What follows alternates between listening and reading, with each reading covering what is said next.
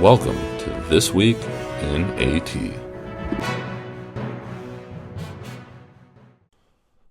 This Week in AT, April 28th, 2025. Adapted to AT, the Overton window. How subtle but consistent changes can have a dramatic impact. The idea of adapted to AT was the original idea for the Substack, but has evolved into This Week in AT to keep myself and others more up to date on the happenings in the athletic training profession. I didn't come across anything this week that warranted a post, so for this one, we're going back to the start. Adapted to AT was created to take concepts from business, psychology, and other areas and apply them to different aspects of the profession. This week we are going to cover the, quote, Overton window. The Overton window defined. The Overton window refers to the window of discourse, the spectrum of ideas the public will accept. It shifts over time, meaning policies that were once as radical or unthinkable can become mainstream and vice versa.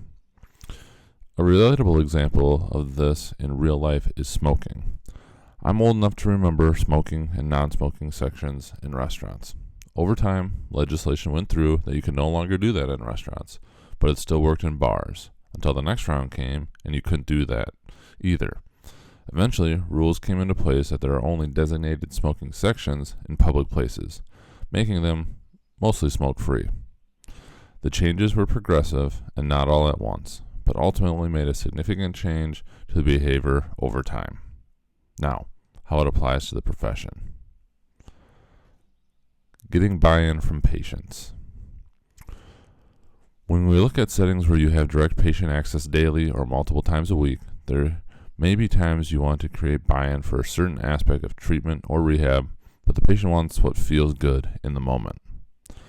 The results of therapeutic exercise are not always immediate, and it takes work to create that buy-in. I found that creating a balance between the, quote, feel-good treatments and slowly working in a therapeutic exercise can help shift the Overton window to create buy-in. I found this is especially true with people who had generalized knee pain. I know we also need to focus on their hips and general movement, but they may not understand why or see the value.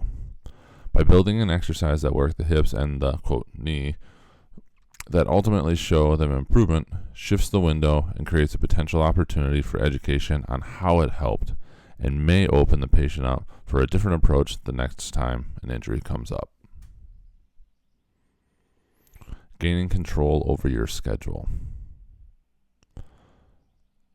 There's the old saying of, quote, under-promise and over-deliver. And I think this rings true when it comes to your hours and accessibility. It can easily happen that when you first start to throw out all the hours and really be as available as possible. Things can change, and you may have to cut back, and that can be difficult as it comes as a shock to patients and coaches. Shifting the Overton window can be a way to start making incremental changes in your schedule until you get to your ultimate goal without creating an initial shock to everyone. It may start with closing when practices are completed and not just at a set time. It might be reducing hours on the weekend until maybe they are no longer needed. It could be as simple as not answering calls or emails during a certain period during the evening, night, or morning. Look at where these seemingly small changes could add up over the course of a year or two to help you get to where you better have the schedule that fits your life. Advancing the profession. The athletic training profession is always changing and evolving into what we think the profession can and should become. The concept of the Overton window can impact the work here. While I think taking big chances and aiming for big goals is necessary, it can't be the only option when it comes to changing and advancing the profession. When you are looking to add new skills or techniques, identifying a large goal and then breaking it down into smaller steps along the way can help with moving the Overton window until the ultimate goal is reached. If we can't do it all in one big move, take that not as a, quote, no, but as a, quote, not right now, and find the steps to shift the window. I believe this will be more impactful and ultimately more fulfilling than getting upset and ranting into the echo chamber of social media. We've seen across the country the opposition from other professions when it comes to advancing athletic training. Like was stated above, big moves, like licensure, have to occur. I don't have the answers directly, but I encourage those working on the other changes to their practice acts to find steps to work to that larger goal you think you can get through, and then keep shifting the window until you reach that goal. As an example, in Wisconsin, there are 3 pieces of changes we wanted to do for our practice act, and we broke those down into those 3 things, with the first being removing physician signature on our protocol, and that one we were able to get through. They were currently working on number 2 at the time that I left the state and the board of adjusting parity language on insurance.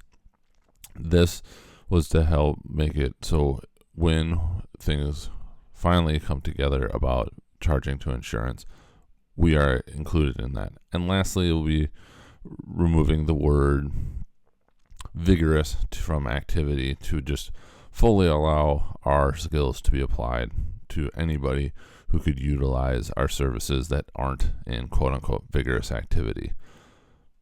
Big changes over time, shifting the skill and then the Overton window to get there.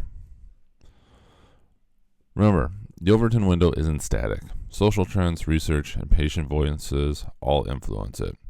As athletic trainers, we have a role in shaping what's considered, quote, standard care and how we deliver that standard of care. Don't just operate inside the current window. Help expand it. The profession and your patients will be better for it. This Week in AT. Tune in next week to get the happenings in AT with This Week in AT.